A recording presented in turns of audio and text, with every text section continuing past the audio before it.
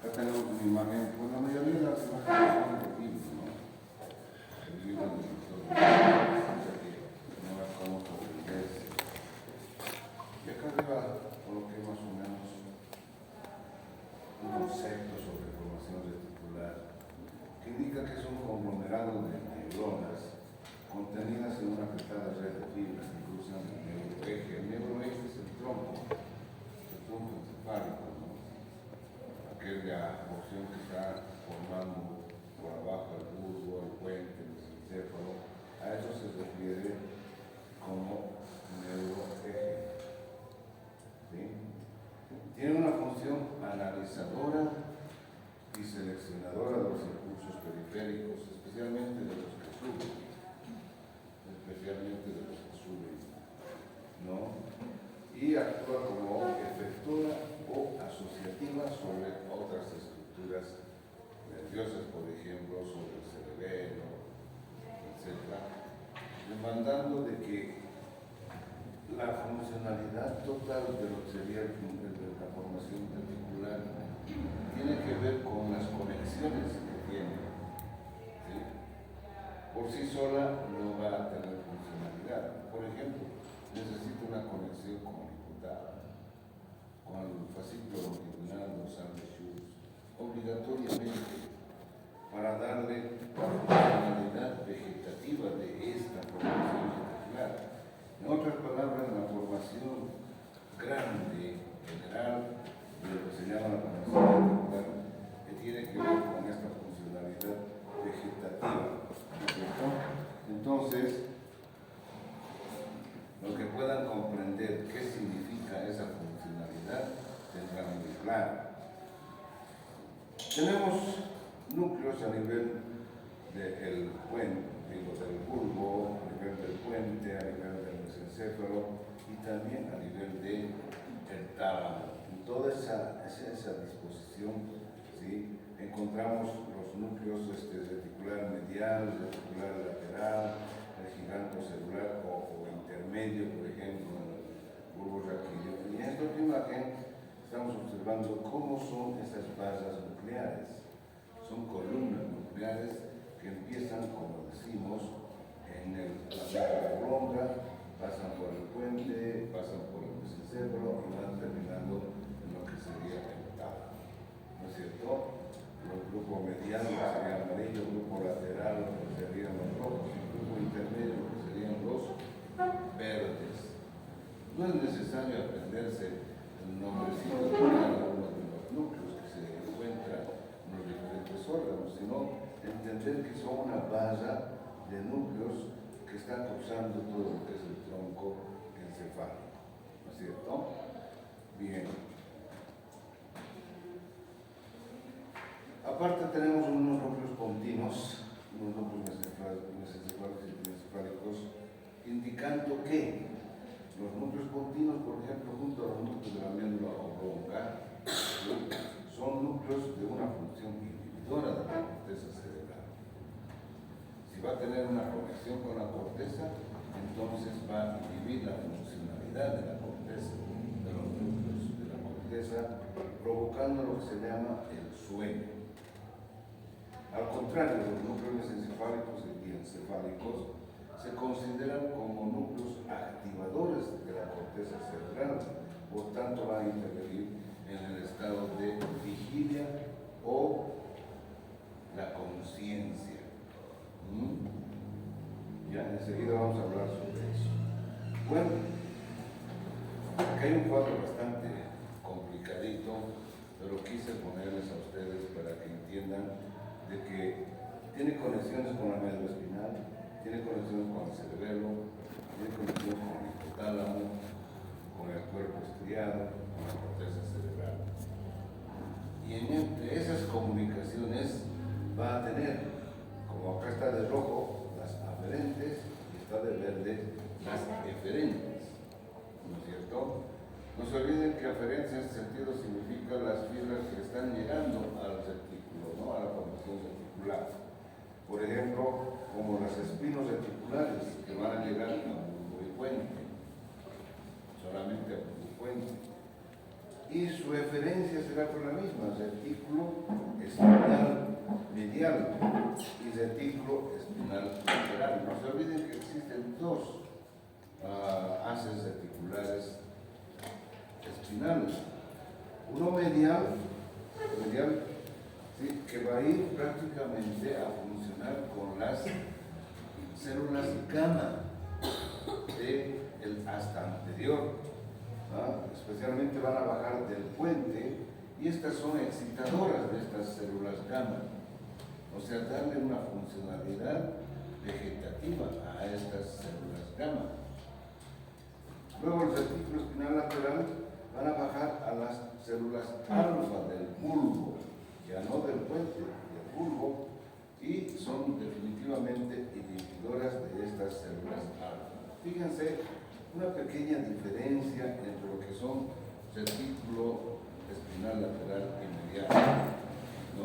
Diferencia que a veces es un poquito complicado aprender, pero que debemos tener en cuenta, ¿ya? Que la parte más alta del puente va a ser excitadora de las gamas, la parte más baja de la médula oblonga van a ser inhibidoras de las alfas. Ahí está la esencia del entendimiento de esta funcionalidad a nivel de la médula espinal. Con el cerebelo también tiene aferencias, las cerebelos reticulares, que van a ir a puente y bulbo, y las eferentes retículos cerebelosas que van a ir a las tres cortezas. Eso es medio extraño, ¿no? Pero sí hay que entender que va a existir retículos cerebelosas. Y en algún momento hemos dicho que hablar de corteza cerebelosa es hablar de una función vegetativa más que todo, ¿no es cierto? Ya sea sensitiva que le lleguen al cerebelo o ya sean motores que salgan del cerebelo. Entonces, en algún momento hemos indicado que tenemos que pensar, hablando del cerebelo, esa funcionalidad, y más que todo por esto, con las conexiones que tiene con la formación reticular. A nivel del hipotálamo, ya avanzaron el hipotálamo, ¿no? ¿Sí? El jueves, ¿no? ¿O no? Bueno, entonces vamos a tener una aferente hacia la formación reticular, que hemos dicho ahorita, el fascículo dorsal longitudinal de Schultz, que van a partir en las diferentes formaciones vegetativas del hipotálamo, ¿no es cierto? Y van a ser excitador de estos núcleos vegetativos del tronco, ¿no es cierto? Y su eferente retículo hipotalámicas, o sea, de regreso a los núcleos vegetativos. Con el cuerpo estriado, estríos reticulares, ya saben cuál es el cuerpo estriado, ¿no? ¿Saben o no? No avanzaron todavía. No, creo que vamos a avanzar. Y vamos a tener las referentes retículos estriados que incluyen el sistema motor extrapiramidal. Estos núcleos estriados, caudal, etc., tienen particularmente esta funcionalidad motor extrapiramidal por sus conexiones con varios núcleos, con la sustancia negra, con la formación reticular, etcétera, etcétera. Todo este es un enredo extrapiramidal. Perdón. Luego con la corteza. Aparentemente esta es la parte más esencial de la médula espinal y de la corteza. También del cerebelo, ¿no? Para entender la funcionalidad. Tiene como aferentes las córtico-reticulares, y que van a ser de diferentes cortezas. Por ejemplo, de las cortezas de áreas motoras, sensitivas, auditivas, visuales, olfativas, del cíngulo, etcétera, etcétera, etcétera. No es de una sola corteza. Está hablando de diferentes cortezas, frontales, temporales, occipitales, etc. Si digo visual, seguramente es occipital. Si digo sensitivas o olfativas, seguramente son frontal baja. Si son auditivas, seguramente son temporales, etcétera, etcétera, ¿no es cierto? Estamos traduciendo. Y van a llegar pues, a los núcleos mesencefálicos, continuo y de la médula espinal y cerebelo, o sea, a toda la formación reticular, de abajo para arriba. Ya esto se va a denominar formación reticular descendente de la corteza, ¿no? Que va a formar el centro vago. Luego, tenemos como eferentes de la formación reticular, ¿no?, axones de los núcleos principalmente pontinos, mesencefálicos y talámicos, más que todo mesencefálicos, a la corteza cerebral, que viajan por dos vías, la vía talámica y la vía extratalámica. O sea, van primero al tálamo y luego al cerebro, y otro por fuera del tálamo, por el brazo, por la... se me ha ido ahorita. Por la cápsula interna. Entonces, para activar, aquí está la cosa, para activar a la corteza y dar la conciencia o vigilia que hemos dicho en la diapositiva anterior, ¿no es cierto? Entonces, los núcleos mesencefálicos y diencefálicos, y particularmente el tálamo, son activadores de la corteza cerebral para mantener a uno despierto o en vigilia, ¿no?, como una reacción de alerta y estado de conciencia. O sea, esta conexión con la corteza cerebral, ¿sí?, y acá se denomina también a esto el SARA, el Sistema Activador Reticular Ascendente. Se denomina también así SARA. Entonces, esta SARA es el que va a dar la conciencia al individuo. No vas a ir controlando media hora para cada uno de ustedes, por favor.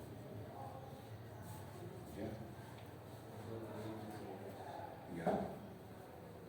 Entonces, tenemos al SARA, esta conexión con la corteza cerebral. ¿Hasta ahí alguna pregunta? Bien, acá hay una imagen de las diferentes conexiones. Por ejemplo, fíjense, están bajando conexiones, ¿no?, de las distintas partes de lo que serían la corteza cerebral, la occipital, frontal, temporal, a toda la formación reticular, ¿no?, a toda la formación reticular, no es una sola, a toda la formación reticular. Y acá, por ejemplo, la reticular mesencefálica, fíjense, están llevando, ¿no?, esas líneas punteadas, ¿no?, y las líneas continuas, por ejemplo, del tálamo, a lo que sería la frontal ascendente, parietal ascendente, luego la frontal, etc. Hemos dicho de que estos dos núcleos principalmente, estas conexiones, mesencefálico y telencefálico, tienen que ver con la conciencia. Tienen que ver con la conciencia. Y finalmente también podemos ver, ¿sí?, algunas vías ascendentes hasta la formación reticular vulvar. Luego de la reticular vulvar, fíjense, está bajando a lo que serían los músculos, a las astas anteriores, ya hemos dicho hace un momento. Estamos viendo conexión hacia lo que sería al cerebelo, y del cerebelo también conexión a lo que serían los distintos núcleos de la formación reticular. A ver, acá en esta imagen, bueno, ya. Entonces, tenemos que describir sobre diferentes conexiones que tiene esta formación reticular y traducir con lo que se llama la anatomía funcional, ¿no? Acá está escrito bastante lo que estaríamos indicando como cuatro funciones principales que va a tener la formación reticular. Dice, inicialmente participa en todo o en la mayoría de las funciones del sistema nervioso central, incluyendo el sistema endocrino. También el sistema endocrino ayuda a participar a la formación reticular cuando recibe la información hormonal de vida, ¿no?, como por ejemplo noradrenalínica, ¿no? Bien, va a participar en el control del funcionamiento del músculo esquelético. No se olviden que es motor, no tiene que ver con el músculo, ¿no es cierto? Por el reflejo miotático o circuito gamma. No se olvida otra cosa, que esto va a llegar principalmente a ser excitador de las células gamma de la asta anterior. Hemos indicado hace un momento eso, ¿verdad? Lo que va a conllevar el control del tono muscular. Entonces significa una funcionalidad compartida con el cerebelo. No se olviden que el cerebelo, el paleocerebelo, es aquel sistema del cerebelo que está controlando el tono muscular. Entonces lo hará junto con lo que sería la formación reticular para el control del tono muscular. Por las vías piramidal, extrapiramidal principalmente y cerebelosa. El reflejo miotático está sometido a impulsos facilitadores. Su interrupción producirá rigidez de descerebración. Entonces, cuando hay un paciente así, vamos a entender que es una descerebración, ¿no? Y hay desconexión de esta vía motora.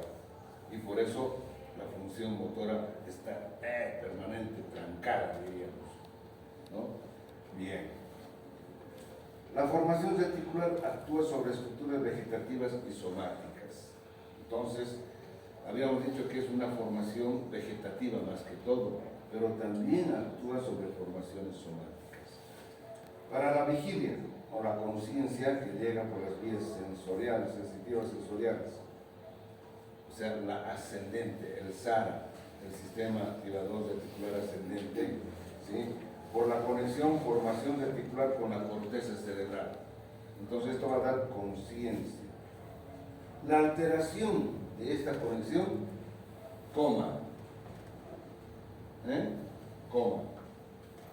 O sea, si se rompió esa conexión mesencefálica talámica con la corteza, de algún modo, viene el coma.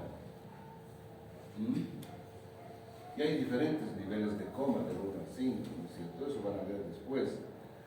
Y dependiendo de estos niveles podemos decir si ese paciente va a regresionar o no en su cuadro clínico. Y uno de los aspectos que nos denota eso es que recordar que va a ir desde la formación reticular del mesencéfalo, y en el mesencéfalo tenemos el núcleo de Edinger-Westphal, el que ayuda a la reacción pupilar, junto con lo que sería la formación tectal, pretectal de Ramsson, ¿no es cierto? La pretectal de Ramsson recibe la estimulación, pasa la información a la Edinger-Westphal y el Edinger-Westphal va a reaccionar provocando miosis al alumbramiento de la pupila. Entonces, si yo tengo un paciente que no reacciona, no hace miosis, se queda así con su visión abierta, eso significa daño mesencefálico. Por tanto, va a significar coma, y un coma grave, porque la conexión más importante, la mesencefálica corteza, se rompió. Se rompió. Puede ser por una alteración vascular, digamos, falta de irrigación de los núcleos del tercer par, principalmente del Edinger-Westphal. Entonces, me está indicando un coma que tiene falta de la conexión mesencefálica cortical. ¿Está claro? Intervención en el mecanismo del sueño. Claro. Después de un tiempo, las neuronas del cerebro tienen que descansar. Sí, tienen que descansar, ¿no? Las neuronas de la formación reticular excitadas se fatigan y estimulan paralelamente a los centros del sueño, ¿no? Entonces, así fatigadas, están dando a entender que necesitan un reposo para restituirse la funcionalidad de la conciencia, la vigilia, ¿no es cierto? En el que interviene el hipotálamo y la formación reticular del puente. ¿Por qué el hipotálamo? ¿Alguien sabe?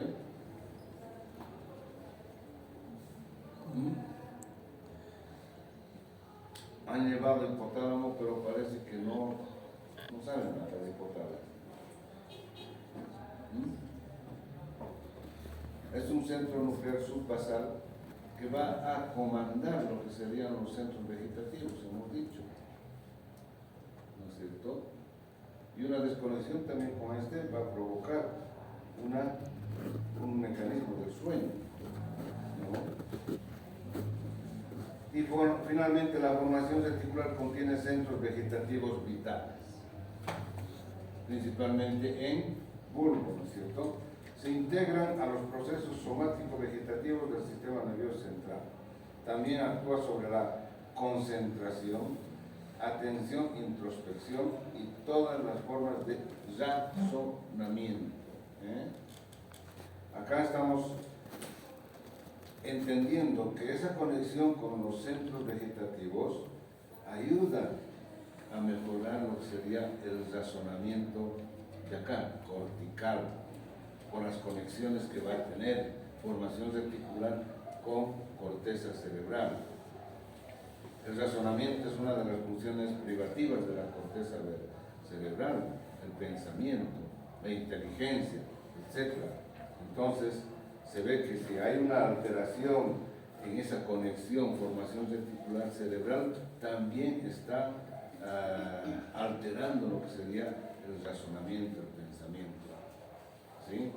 Entonces, todo aquello está hablando de la formación reticular. ¿Tienen alguna pregunta?